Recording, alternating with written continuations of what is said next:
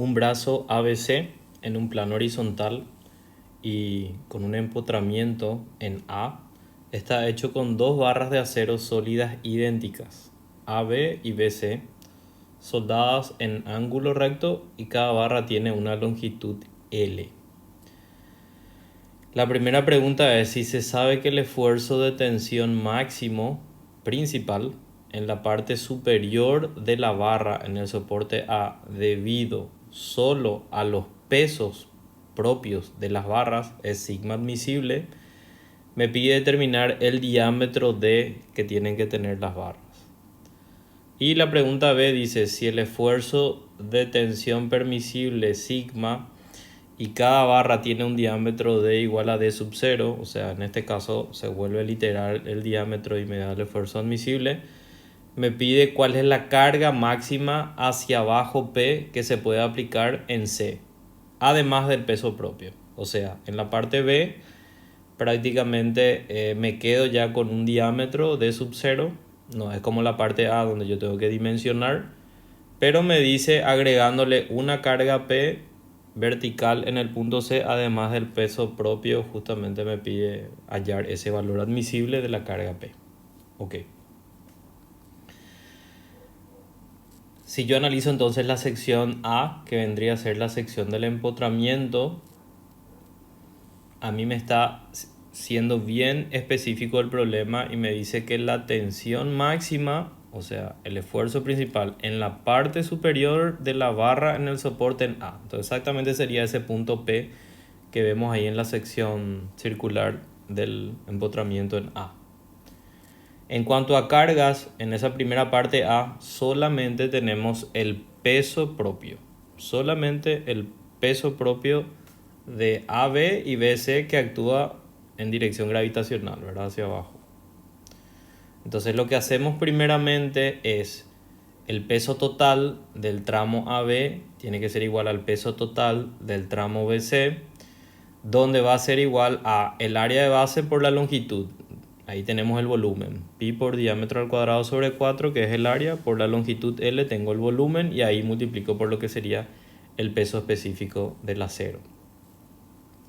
De esa manera yo puedo sacar el peso total y puedo representar ese peso total como el producto de una carga distribuida por L. Entonces sería como un artificio de sacar la carga por unidad de longitud, que sería mi carga distribuida.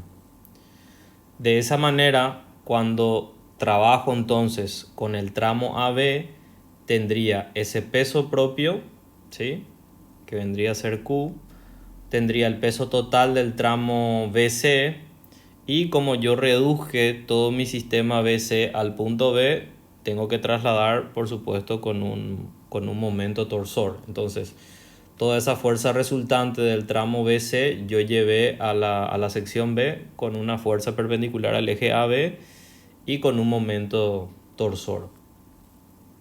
Ok, me quedaría así entonces más o menos en el plano XZ de ese tramo AB. Tendría la carga distribuida Q, el momento torsor y la fuerza, que sería el peso total del tramo BC. Hago los diagramas, tengo un diagrama de momento torsor, en este caso con respecto al eje Y. Tengo además un diagrama de fuerza cortante en la dirección del eje Z, negativo por el convenio de la estática, el momento torsor también por la regla de la mano derecha, así como hacíamos en torsión. Tengo por otro lado un momento flector variable que hace la WBC, ¿sí?, que está actuando ahí en B, triangular. Ahí tomo el convenio puedo tomar el convenio del primer cuadrante o no, ¿verdad? Ahí depende cómo el tema del signo, ¿verdad? Coloqué un signo de referencia ahí. Y por otro lado tendría yo el diagrama de momento flector con respecto a mi eje X, que es el que hace la carga distribuida, que es por el peso propio, que es ese artificio que sacamos Q, ¿verdad?, inicialmente. Cuando yo analizo entonces la sección transversal, yo tendría tracción arriba y compresión abajo debido al efecto del momento flector que hace WBC y también la carga distribuida Q, así como vimos. Y tendría un esfuerzo de corte, que es el que hace la cortante, y tendría un esfuerzo de corte debido a mi momento torsor. Me quedaría entonces así el análisis de mi sección transversal con los diagramas correspondientes de esfuerzo normal y esfuerzo cortante. Cuando voy al estado plano de tensiones del punto P, que es básicamente la condición del problema, que me dice en un principio que si se sabe que el esfuerzo de tensión máximo, entre paréntesis me coloca, ¿verdad?, esfuerzo principal en la parte superior de la barra en el soporte A, que sería mi sección de empotramiento, entonces ahí me voy yo a hacer ese estado plano de tensiones, ¿verdad? Fíjense que ahí yo tendría, en una superposición de efectos, yo tendría un esfuerzo normal arriba debido a la flexión y el esfuerzo de corte debido a la cortante sería 0 ahí arriba. Y si yo sumo, por supuesto, el efecto del esfuerzo de corte debido al momento torsor, ese sí es máximo en la periferia, entonces me quedaría de esa manera mi sección transversal, ¿verdad? Bueno, tengo entonces ahí el esfuerzo de corte debido al momento torsor y el esfuerzo normal debido a mi flexión. Flexión simple en este caso, ¿verdad? Calculo entonces yo el momento flector en la sección A. Con ese valor de momento flector de la sección A, atiendan bien ahí, va a ser la suma ya de los diagramas resultantes en esa sección A, que vendría a ser el del triangular, el que hace WBC, y el parabólico de la carga Q. Entonces esa suma me da ese valor de momento flector en A. Después quiero hallar la tensión ahí, el momento flector dividido la inercia, la sección es circular, pi por diámetro a la cuarta sobre 64, de hecho que D es la incógnita que yo quiero hallar, por D sobre 2, que vendría a ser la distancia del centroide al punto que estoy analizando.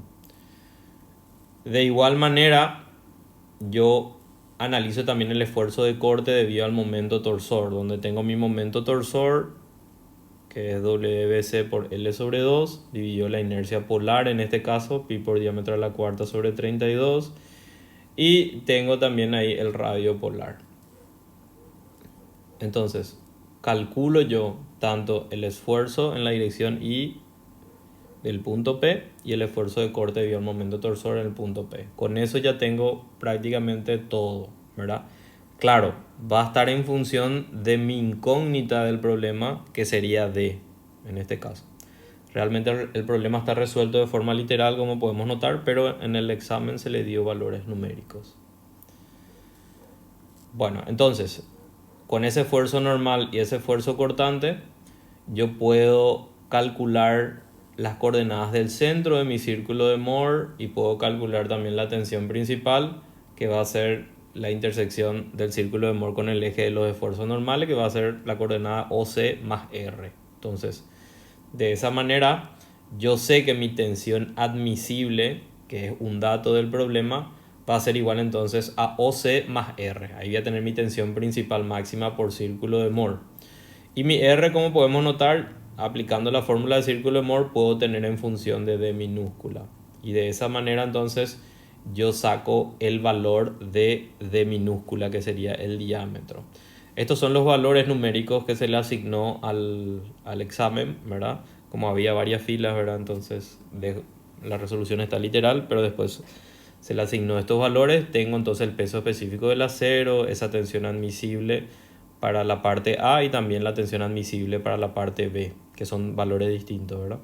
La longitud L es 55 centímetros y el D sub 0, que realmente es para la parte B, 5 centímetros. Entonces de esa manera yo calculo ese diámetro para mi parte A, ¿sí? Le hago fallar, por decir así, o llevar al valor admisible de 7 megapascal. Tengo todo en función de D minúscula y ahí saco el valor de D minúscula, que vendría a ser el dimensionamiento que me pide en la parte A. Ok, esto sería la parte A. Para la parte B te dice, modificamos la tensión admisible y hacemos que valga 10 megapascal en este caso, y cada barra ya tiene ya un diámetro fijo que es igual a 5 centímetros. ¿Okay? Cambia prácticamente las condiciones del problema. Entonces, para la parte B la tensión admisible es 10 y el diámetro tomamos 5. Y me pide calcular cuál es la sobrecarga, por decir así, que se le puede aplicar al sistema, que es colocándole una carga P en el punto C. Ok. Entonces, en esa parte B, lo único que se va a modificar acá es que yo le voy a agregar esa carga P. Entonces, al agregarle esa carga P, mi cortante va a ser WBC más P.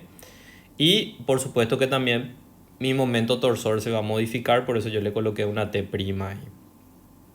Y mi diagrama momento flector respecto al eje X va a ser WBC más esa carga P que se agrega en el extremo, ¿verdad? Entonces se va a modificar, voy a volver a calcular un valor de MA, ¿sí? Ese nuevo valor de MA' que yo le llamé acá, voy a volver a determinar una tensión en este caso, ¿sí? Solamente que va a estar en función de P, por supuesto, mi MA' va a estar en función de P. Saco la tensión de mi diferencial que estoy analizando. Tengo todo ahí en función de P. Hago lo mismo con el momento torsor. El momento torsor va a ser S, T' el resultante, agregándole esa carga P en el extremo. Entonces voy a tener un nuevo valor de esfuerzo de corte de ese punto P, ¿verdad? Que le coloqué ahí la especificación de prima. Entonces, con esos dos valores de esfuerzo normal y esfuerzo cortante, vuelvo a hacer mi diferencial y yo quiero eso igualar a la tensión principal máxima, ¿verdad? Entonces, la tensión principal máxima va a ser OC más R nuevamente, solamente que va a ser una tensión en IP' y un R', porque le agregué esa P y ya definí, por supuesto, los valores de D que ya están fijos también. Y tengo ahí el radio también. Y de esa manera entonces yo voy a determinar el valor de la carga P, que me sale 8,3 kilogramos.